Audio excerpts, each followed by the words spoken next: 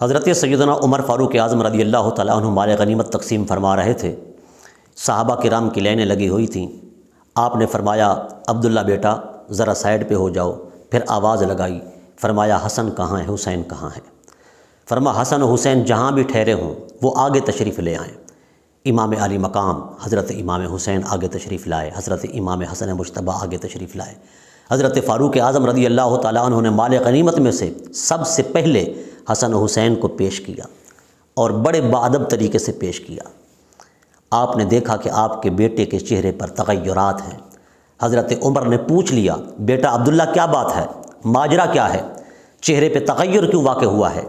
حضرت عبداللہ کہنے لگا، اے بابا جان میں قدیم الاسلام ہوں، حسن و حسین سے بڑا ہوں، بڑے پرانے دور سے جنگیں لڑی ہیں اور پہلے بھی آیا ہوں۔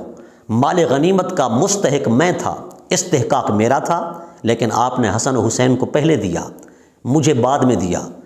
امام حضرت سیدنا فاروق اعظم رضی اللہ تعالیٰ عنہ نے جب بیٹے کی یہ گفتگو سنی، آپ جلال میں آ گئے، جلال فاروقی بھڑک اٹھا۔ آپ نے فرمایا عبداللہ یہ بتاؤ کہ تمہارے پاس وہ نسبتیں ہیں جو نسبتیں حسن و حسین کے پاس ہیں؟ یہ بتاؤ حسین کے بابا جیسا تمہارا بابا ہے، حسین کے ماں جیسی تمہاری ماں ہے، حسین کے نانی جیسی تمہاری نانی ہے، حسین کے نانا جیسا تمہارا نانا ہے؟ سنو، حسین کا بابا سیدنا علی المرتضیٰ ہے، حسین کی ماں سیدہ فاطمۃ الزہرا ہے، حسین کی نانی سیدہ خدیجۃ الکبریٰ ہے، حسین کا نانا خود محمد الرسول اللہ ہے۔ اے عبداللہ تیرے پاس وہ نسبتیں نہیں ہیں تو حسن و حسین کا مقابلہ کرنا چھوڑ دو۔ تم حسن و حسین کے ساتھ کسی طرح بھی تقابل نہیں کر سکتے، حسن بھی تم سے اعلیٰ ہے، حسین بھی تم سے افضل ہے۔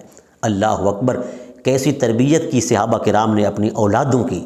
اللہ اکبر، فاروق اعظم کی یہ تربیت کا عالم، جو خود بھی کہتے تھے میں رسول اللہ کا ادنا سا غلام ہوں، آج اپنے بیٹے کو بھی اہل بیت رسول اللہ کی، حضور کے شہزادوں کی، حضور کے نواسوں کی غلامی کا درس دے رہے ہیں۔